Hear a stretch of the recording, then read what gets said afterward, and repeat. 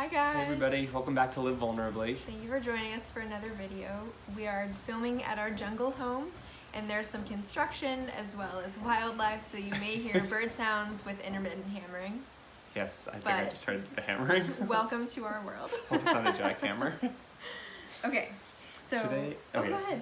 Well, are you going to say what we're talking about? Right, I am. Today we're going to be sharing a few of our marital boundaries. We came up with a list of don'ts originally, and then we decided to add, like, don't do this, but do this, which will make sense for you more when we get into it. Alicia is ever the optimist, so as we came up with these 7 sort of guidelines, not necessarily rules, but just like some practical day-to-day living guidelines for how we'll interact with each other and the spaces around us. We kind of came up with these don'ts, and Alicia's like, we need the do's with them. We need to run towards something instead of just away from something. So, without further ado, our first don't is don't allow fighting or technology into the bedroom. I think for a while we were seeing that the bedroom was definitely not becoming a safe space as far as fighting was going on, as far as even having our phones in there and just like, lying in bed and scrolling Instagram or Facebook or, just texting or watching YouTube. It wasn't actually becoming an intentional space that was ours. Yeah, so we thought it would help to create a boundary to make better habits there, and we did see improvement in our sleep just for the simple fact, for one, that we were going to bed earlier because we weren't scrolling on social media. Yeah. And then for 2, we both knew that this was a safe space to rest and not to bring conflict in, which was life-changing for sleep. Indeed. Yeah. Indeed. So the do that we came up with, and we have our list right here, just we kind of keep looking down. The do that is the answer to that don't is do intentionally make the bedroom a safe, intimate, and sacred space, which is what we just talked about. Yeah. Our second don't was don't fight or confront in public or in groups. So I feel like deeply, deeply exposed and violated when that happens. I don't know if it's because I want to like put my best foot forward in groups, but I just feel like I just feel more loved and more covered when conflict is brought up one-on-one in private, where I'm allowed to just like respond and like take a moment. So that for me, I think, was one of the ones that I was like, I feel very strongly about this. Don't fight in public. Yeah, it was becoming a little bit of an issue where we were sort of calling each other out, and it didn't really feel like a covering and safety in front of other people. And it also, just practically, it makes it awkward for other people too. Yeah, and we didn't really feel like a team. Yeah, indeed. So, yeah.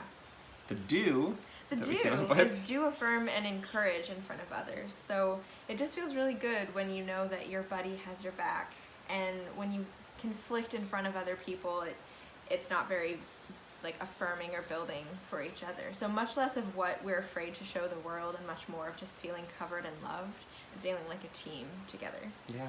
So good work, buddy. Do affirm. Affirmative. The next don't. Who's doing that one? Was that me or you? I don't remember at this point. I think it's you. Okay. Don't vent or complain about each other to other people. So I've had a lot of relationship talks myself where I just get in this like spiral where I'm not actually sharing to connect with the person and sharing like for positive influence. I'm sharing to complain. And it just perpetuates my frustration or my anger or whatever I'm feeling. And then I start seeking validation from the other person, like, that was really bad of Coburn, right? Instead of being like, please, like, assist, like, please help. So instead of asking for a helping hand, I'm almost venting, almost ask for an accomplice instead. I think it's important to understand that big things that go wrong in a marriage, things like, an affair or a divorce or something that like totally goes off the rails, that actually starts somewhere. It starts somewhere small. It just doesn't happen overnight. And so for us, the way of putting a safe boundary in place was simply, let's not let it start at complaining about each other to someone else. If we need to complain, we'll talk to a counselor. If we need to vent, we can vent to each other, or we can find a safe space, which leads to the do, which is do seek wisdom, advice, and counseling while we frame it humbly. So just framing it from a place of, hey, this is where I'm at, this is what I'm feeling, this is what this other person is doing, and we let each other into that process too. There's been plenty of times we've had to talk to another party about the other person, but we've let each other into that process so that it's still a safety there and a covering. Yeah. Team building, Yay. again. The fourth, don't. Don't ever compare ourselves or our marriage to others. This one's a huge one for me. I feel really called out with this because I'm constantly looking at where I want to be instead of where I'm at now. Of course, when you then get married to another person, you then drag that other person into the comparison cycle. Yes. I took like a social media fast, Instagram fast for like 6 months last year, I think, or maybe 4 or 5 months, just because it was getting to be so much of a problem where I was constantly comparing not just my creative giftings and the way that I look and the way I steward my time and my projects, but then I was starting to compare my marriage and our happiness and where we were at. And I mean, we had like a killer apartment in Seattle, and I was even comparing our apartment. It's like, come on, if you compare yourself, you're always going to come up short. You are always going to come up with someone who has it better than you.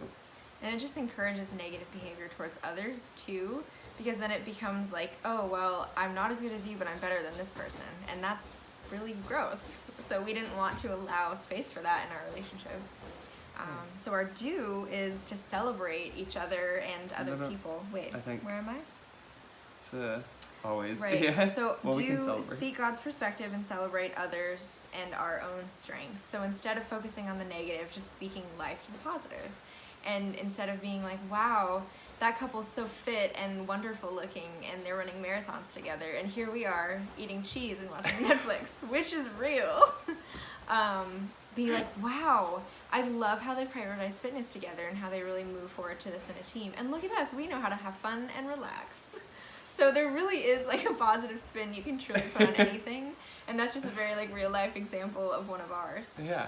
And when you're healthily celebrating other people, I think you can also set goals for yourself, which is what we've been able to do. Alicia's on keto now. I'm doing intermittent fasting because, we see other couples who are like fitness goals and like happy together, running together and things like that. We're like, you know what? That's great to celebrate them and also recognize that we have strengths and we also want to set new goals for ourselves too. And there's nothing wrong with eating cheese and watching Netflix.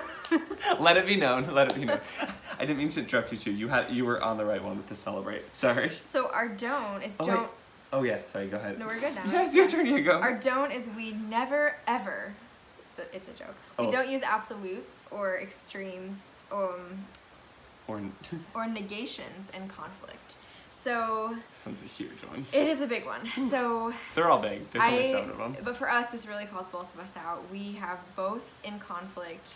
I'll be like, Coburn, every time we have this conversation, you do this. And so it's putting this standard where I like set this bar where like you always do this, and I'm never gonna see if you sometimes don't do that or if you rise above it. I'm like pinning Coburn into this place with extreme language. Like you always. I do the same thing. I do the same thing frequently where I point fingers and I say, you always shut me down, you always this. And when we're in conflict, it only gets more heated when you start using negations and extremes and absolutes. It shuts the other person's heart completely down. It doesn't actually make for a present conflict where you can find a way to disagree and find common ground. Yeah, it's almost like you're just piling excess on, and it's more to win than it is to get to the heart of something if you're using extreme terminology. Worth noting is that if you're using extreme terms as well, you're actually creating pathways in your brain to forget the times where that wasn't the case. So the more I say, you always do this, Alicia, you always, I am actually creating a pathway in my brain that's going to make it harder to remember the times that she hasn't done that and make it harder to celebrate those times. So we caution you against that. Don't use extremes. It's a neurological mistake. The do for the don't use absolutes, the do rule is do our best to believe the best of each other and to resolve the battle that is at hand. One thing at a time, one conflict at a time. Don't pile everything else on. Don't make it extreme. Do believe the best of each other. There's so much power to believing the best of the other person. There is, because if I believe Coburn is good, then I'm willing to hear his heart. But if I convince myself that Coburn is bad or always doing something negative to hurt, I don't have any room to be teachable. So be teachable. Do focus on positives. The next don't, number 6, is don't sleep separately as a result of an argument or a hurt. And this one is one that we have been so tempted in the past to break that, where it's like, well, I'm going to sleep on the couch, I am like, I can't be around you right now. And I feel like we found doing that sort of thing like had a lot of power. Just making that physical declaration actually had a lot of power for how connected we felt. Yeah. So we decided to make that a boundary because that never led to actually anything good. Now we're not talking about like healthy distance or space. You know, even in the middle of the day to be able to go take time to process. But we're talking specifically about don't sleep separately as a result of a conflict. Yeah, and for us, I just realized like a lot of the time when I'm in the midst of conflict, my heart is really guarded, and I have like all these little like weapons out, like don't come any closer, or you know. But throughout the night, I've woken up and been like my guard is down, and I'm just sleepy, and I just want to like be next to the person that, although I'm deeply frustrated with them, perhaps still after going to bed, I still want to be connected to them. And when you sleep separately, or not even you, when we have slept separately, I don't think we ever have.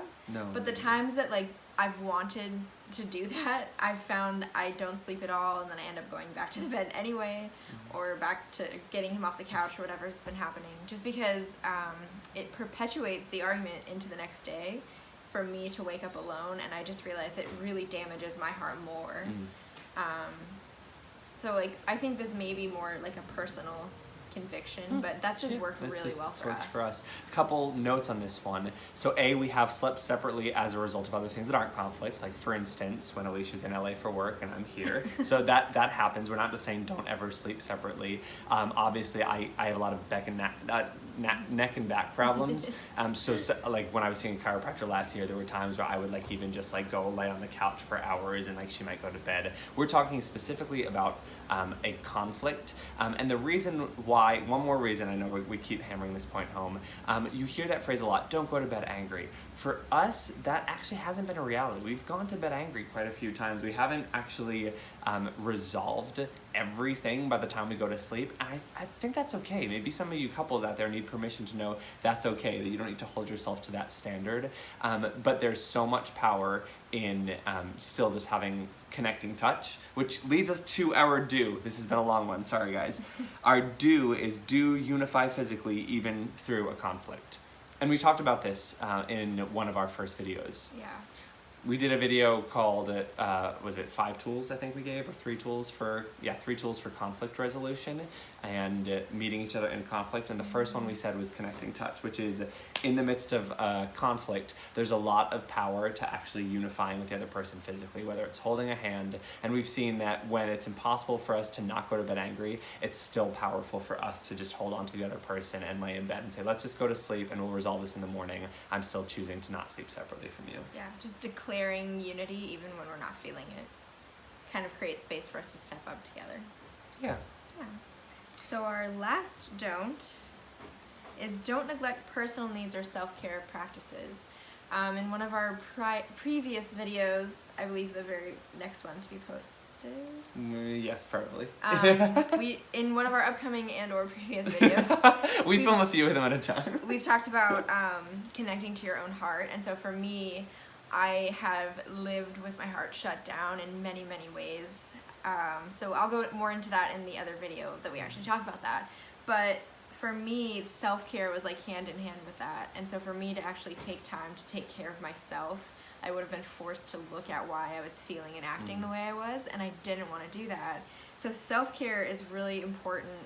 I really neglected that over the past, our first year of marriage. Some of our people we look up to who run Marriage 365, which is another Insta account. They have books, website. They say to make a better marriage, you need to make a better you. That's like the core philosophy, and that is so true. We have seen that completely in our marriage. That it actually starts with each of us stepping up to the plate, being a powerful person, knowing we can't change the other one, but we can work on ourselves, and that starts with with not neglecting self-care and your personal needs. If any of you are familiar with the Enneagram, I encourage one other account. It's called Just My Enneatype, and they talk a lot about what each number needs. So I'm a 7, Alicia's a 4. We've talked about the Enneagram a little bit in the past, and we will in the future too.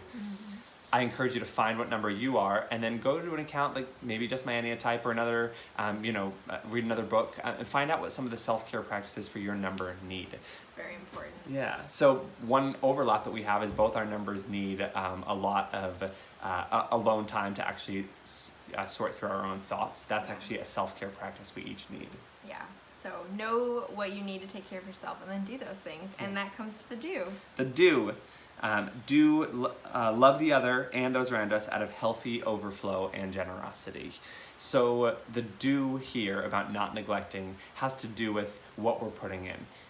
If we're going to love each other well, and if we're going to actually, as a couple, love people around us well, individually love people around us well, it actually has to be overflow, and that starts with what you're putting in.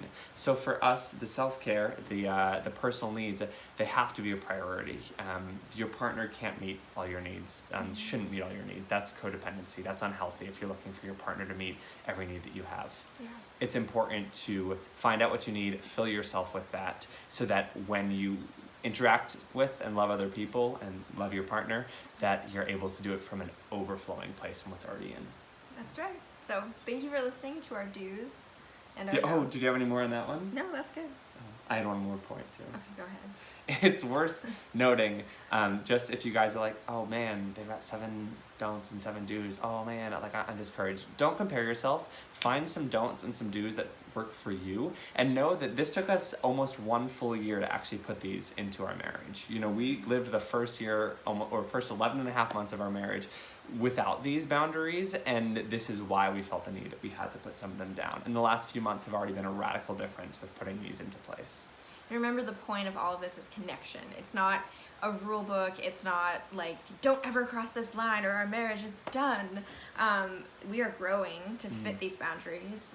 This is still a huge struggle for me not to do some of these things. Not to speak in extremes, for example. It's something I struggle with a lot. But to know that you're prioritizing connection and setting boundaries in your relationship, whether it be marriage, family, friendship, whatever, that you hold yourself to, and helps you really love others. So I think we've come to the end of our We have. We're posting this list, the 7 don'ts, the 7 do's, on our blog, so check it out, livevulnerably.com, if you want them all written out.